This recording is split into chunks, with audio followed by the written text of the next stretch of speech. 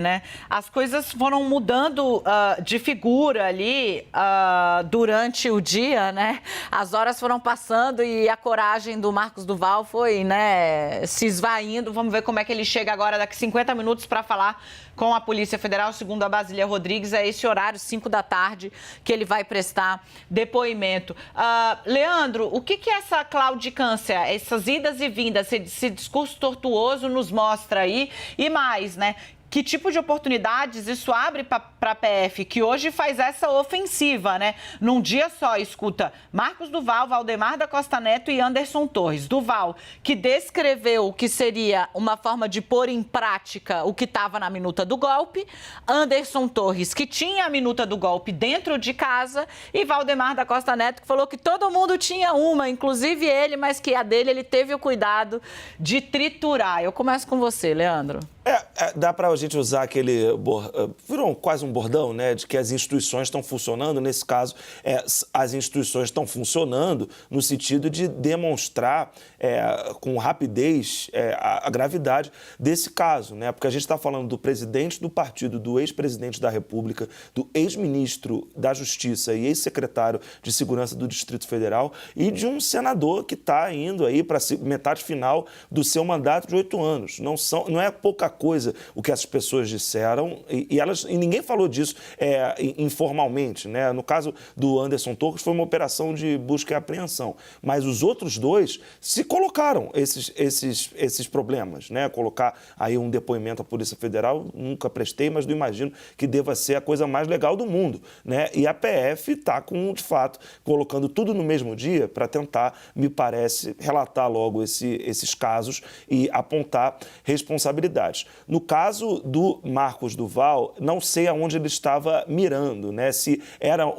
algo ali para tentar prejudicar o ministro Alexandre de Moraes. Lembrando, né? O Marcos Duval, que tentou, naquele vídeo, se desvincular do bolsonarismo, é alguém que já xingou os ministros do Supremo Tribunal Federal logo na estreia dele no Senado, no ano de estreia dele no Senado. Então, não é uma pessoa que tem qualquer simpatia pela instituição. Não, e mais, só para um parênteses, ele fala, não, minha relação com o ministro Alexandre de Moraes é ótima.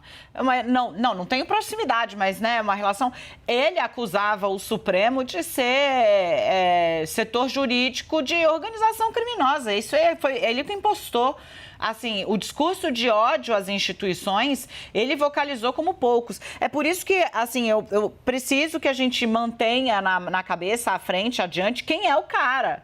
O cara é uma pessoa que passou dias alimentando tese furada junto dos golpistas que quebraram Brasília. Ele foi para o local onde esses presos estavam, fomentar a ideia de que cadê os direitos humanos? O pessoal está aqui, olha, cadê o sinal da internet, entendeu?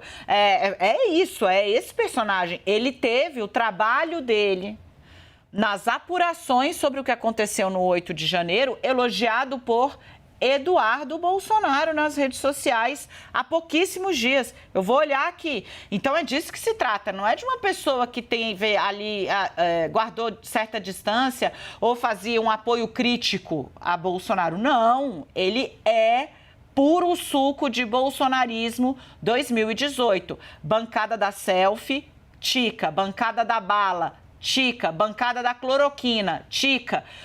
Onde você vai olhar, ele ticou todos os quesitos de bolsonarista radical. Não se trata, portanto, de um apoiador crítico e de alguém que mantinha ali apreço no discurso quando relacionado às instituições, em especial ao Supremo Tribunal Federal. E nesse sentido, né, que torna a coisa que aí a gente começa a até especular aonde ele queria chegar ao fazer esse tipo de coisa, né? Será que era uma tentativa de prejudicar o Alexandre de Moraes, revelando esse encontro que teve com o ministro do Supremo Tribunal Federal, por mais que ele não tenha formalizado, né, essa denúncia? Bom, é alguém que a gente não pode perder de perspectiva, não pode nem chamar de ex-bolsonarista, Dani.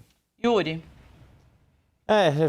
Você estava lembrando todas essas ticadas, né, do quanto o Marcos Duval preenche todos esses requisitos, e mencionou a questão da cloroquina. Teve aquele episódio lamentável ali que ele deturpou aquela a história da cloroquina envolvendo um colega, que era o senador Otto Alencar, que é médico, que é integrante, foi integrante da CPI da pandemia no Senado Federal. Enfim, tem todo um histórico que o leva a essa perda de credibilidade e desconfiança entre os próprios pares. E, de novo, a grande questão, ele sabendo, né, ele tendo toda essa origem ali na carreira policial, sabe que uma coisa é o que ele diz na live, uma coisa é o que ele diz mesmo para nós jornalistas, a gente entrevista, dá espaço para as pessoas colocarem os seus pontos de vista, as suas informações, o que não significa que nós estamos corroborando o que essas pessoas dizem, nós estamos dando um espaço para que elas se coloquem. A grande questão é perante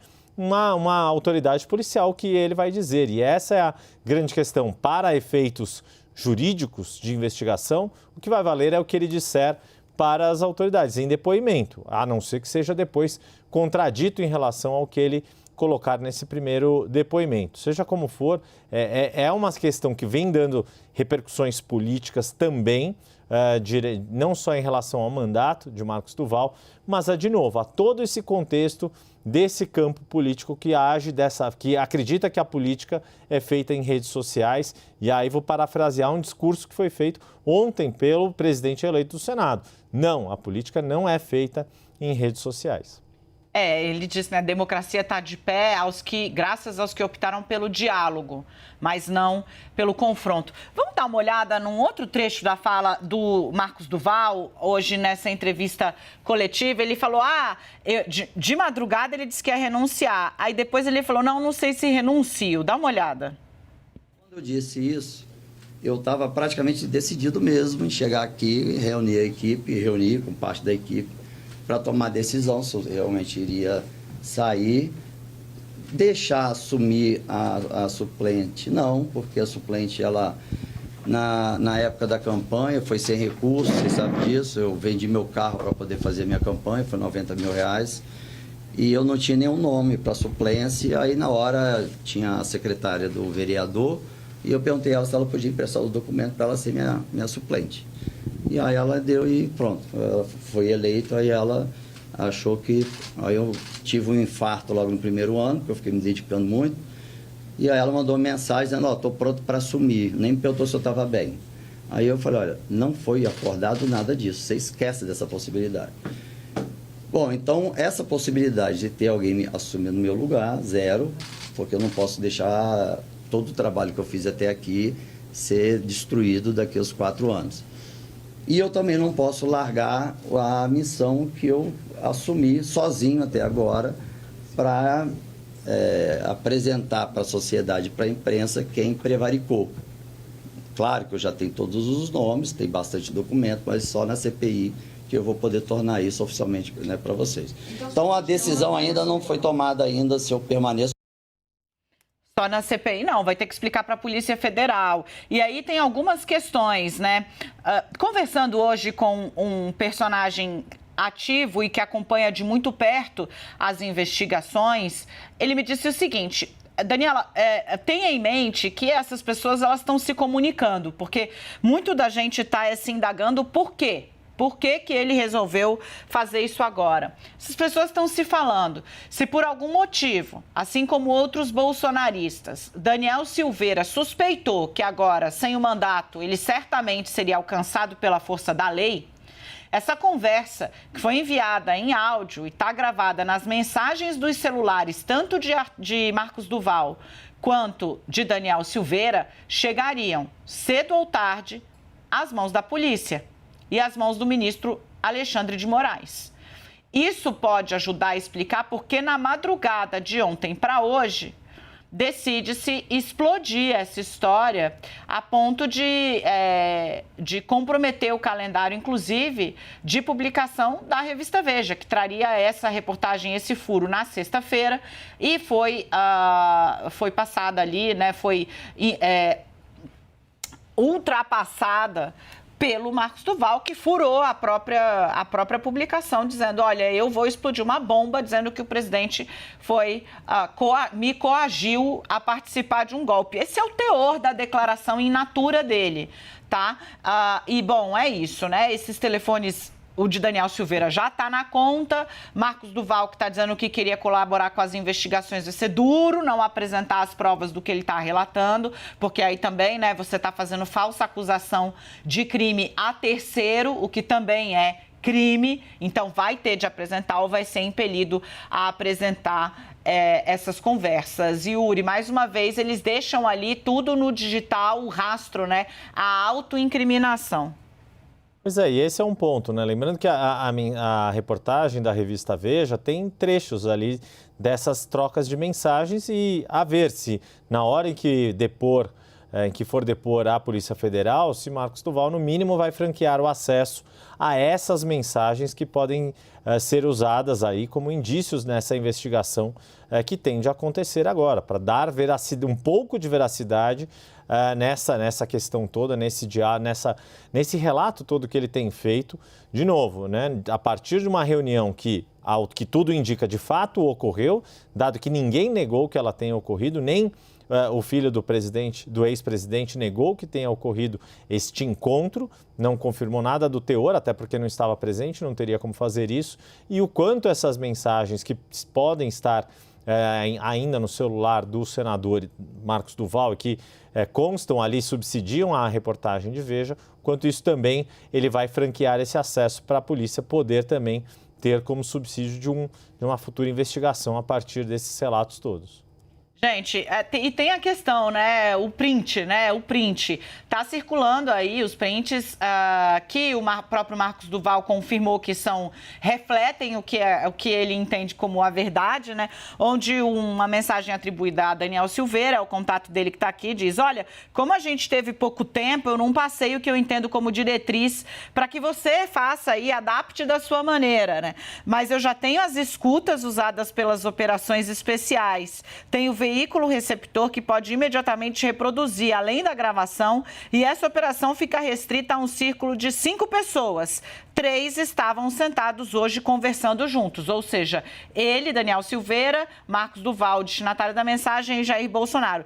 Se aceitar a missão, parafraseando o 01, salvamos o Brasil.